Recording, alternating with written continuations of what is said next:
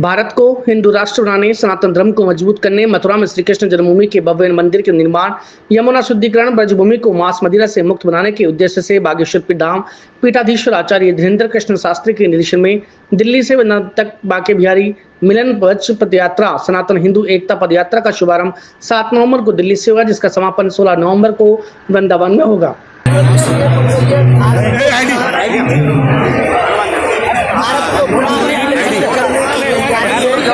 भारत में लगातार विदेशी ताकतें सक्रिय हैं, परंपरा पर लगातार उंगली उठाई जा रही है।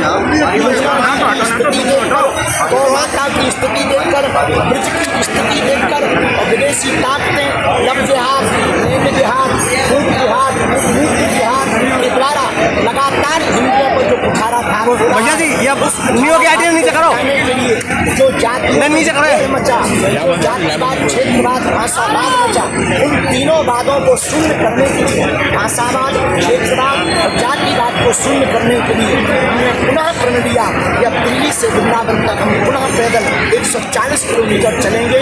इस कात्यायनी माता मंदिर से चलकर श्री धाम वृंदावन आएंगे, बांके बिहारी के दर्शन करके यमुना महाराज में पद यात्रा को। सनातन की सरकार है, सनातन की मांग लगी जा रही है जी, सनातन की सरकार है और आप हिंदू राष्ट्र की मांग कर रहे हैं। विश्व राष्ट्र की मांग हमें कागज पे नहीं चाहिए, लोगों के दिलों में चाहिए।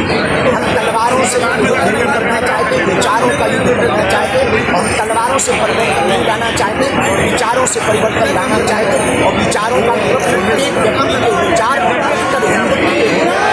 हिंदुत्व का मतलब हमें किसी को मारना या गिराना नहीं है, सबको गले लगाना और अपनी संस्कृति की रक्षा के लिए आगे आना। महाराज जी भागवत जी कह रहे हैं कि पहले से हिंदू राष्ट्र घोषित है, अब घोषित की जरूरत नहीं है। जो हिंदू राष्ट्र मानेगा उसे फायदा होगा, जो नहीं मानेगा नुकसान होगा। बिल्कुल बात सही है।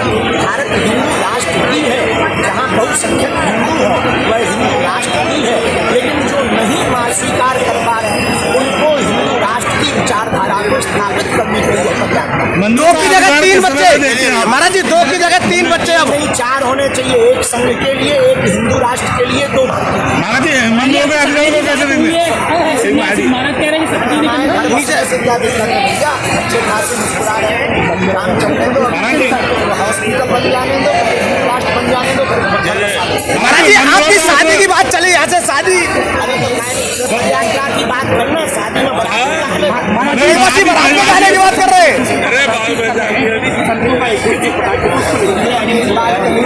जितना कम बार काटी जाए उतना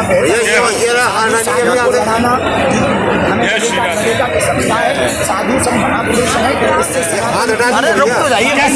इससे मुलाकात करेंगे भगवान की रहेगी और हम सब मिलकर के सनातन की सेवा करें, यही इस कार्य का उद्देश्य है। आपने कहा कि बटेंगे नहीं, एकजुटता होकर रहेंगे। हाँ, सबको संगठित होने की जरूरत है।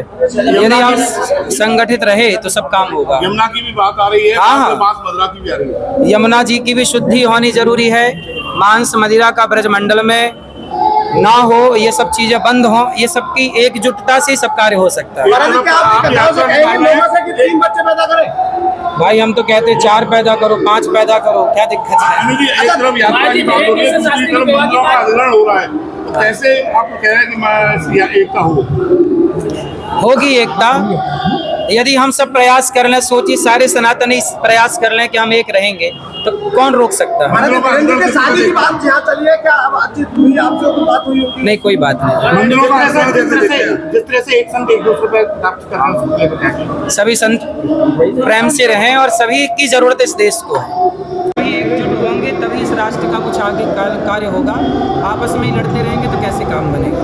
क्या मंदिरों का सरकारी अधिग्रहण होना चाहिए? भाई जो सरकार जिन मंदिरों को बनाए, जहाँ पे पहले मंदिर थे, मस्जिद ऊपर बनी, वो तोड़ करके मंदिर निकाला जाए, फिर वो तो सरकार ले।